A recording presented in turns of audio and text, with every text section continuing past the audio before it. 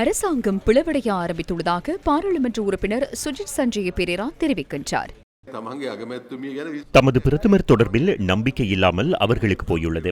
எனது பிரதமர் பொய்யுரைக்கிறார். எனது பிரதமரால் ஒன்றும் செய்ய முடியாது என்பதையுமே அவர் சமூகத்திற்கு காண்பித்துள்ளார். இன்னும் சில காலங்கள் செல்லும் போது அரசாங்கம் பிளவடையும். கோட்டாபய ராஜபக்சவுக்கு முன்னதாகவே அரசாங்கம் வீட்டுக்கு செல்லும் என்பதையே கூற வேண்டியுள்ளது.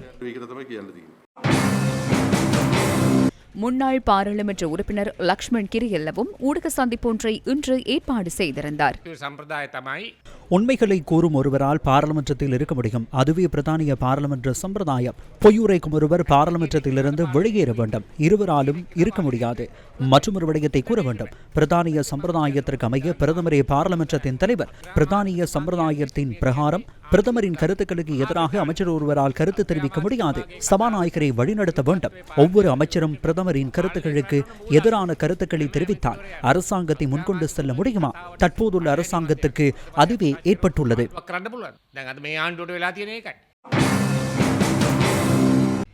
ஐக்கிய தேசிய கட்சியும் இன்று இது தொடர்பில் கருத்து தெரிவித்தது.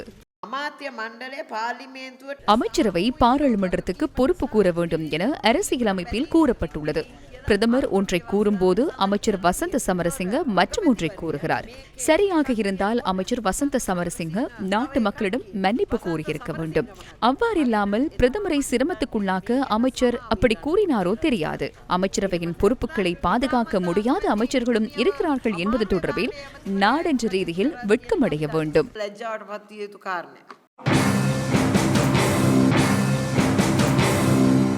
ஸ்ரீலங்கா பொதுஜன பெரமுனவின் ஊடக பேச்சாளரும் இது தொடர்பில் தெளிவுபடுத்தினார்.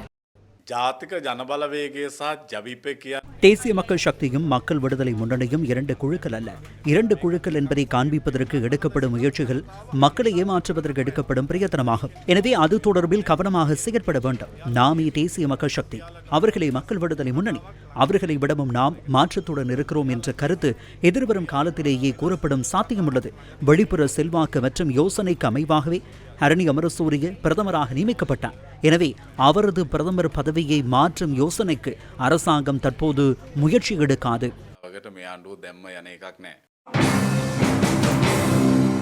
அரசாங்கத்தின் பதில். பிரதி அமைச்சர் மஹிந்த ஜயசிங்கவின் கருத்து. புத்தளම ප්‍රදේශයේ විශාල ජාවාරමක් පිළිබඳව කරුණු එළිදරව් වුණා.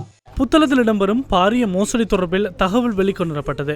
அமைச்சர்கள் பலரும் அதனோடு தொடர்புபட்டுள்ளார்கள் என்ற கருத்தும் சமூகமயப்படுத்தப்பட்டுள்ளது. அது தொடர்பில் தற்போதைய பதில் போலீஸ் மாதிபரின் தலையீட்டில் விசாரணைகள் ஆரம்பிக்கப்பட்டுள்ளன. அவர் அதற்கு தலைமைத்துவம் வழங்கி அந்த மோசடியை நாட்டுக்கு அறிவிக்க தயாராகி வருகிறார். எமக்கு 7 தொடக்கம் 8 மாதங்களே கடந்துள்ளன. 5 வருடங்கள் நிறைவடையும் போது நாட்டை அழிவுக்குள் தள்ளிய அரசியல் வியாபாரிகள் தொடர்பான தகவல்கள் வெளிக்கொணரப்படும். நாட்டை நெருக்கடிக்குள் தள்ளியவர்களின் முகமூடிகள் அவிழ்க்கப்படுவதால் அவர்கள் அனைவரும் தற்போது பதற்றமடைந்துள்ளனர். தேசிய மக்கள் சக்திக்கு எதிராக பாரிய குற்றச்சாட்டுகளை முன்வைக்கின்றனர். பாரிய அளவில் சேர் பூச ஆரம்பித்துள்ளனர். அவ்வாறான எந்த குற்றச்சாட்டுகளுக்கும் சேர் பூசுதலுக்கும் அடிபணியாமல் பின்னோக்கி நகராமல் தொடர்ந்தும் முன்னோக்கி செல்வோம். தமிழ், சிங்கள, முஸ்லிம், பேக, மலே ஆகிய இன மக்கள் மற்றும் பௌத்த, இந்து, கிறிஸ்தவ மக்களின் நலனுக்காக அரசாங்கம் தொடர்ந்து முன்னோக்கி பயணிக்கும் என்ற வாக்குறுதியை இன்றும் உங்களுக்கு வழங்குகிறேன். ஊழல் மற்றும் மோசடிக்கு எதிரான செயற்பாடுகள் வெளிக்கொணரப்பட்டுள்ளதால் தமது அரசியல் அற்றுப்போயுள்ளது என்பதை அவர்கள் அறிவார்கள். அதன் காரணமாகவே பதற்றம் அடைந்துள்ளனர்.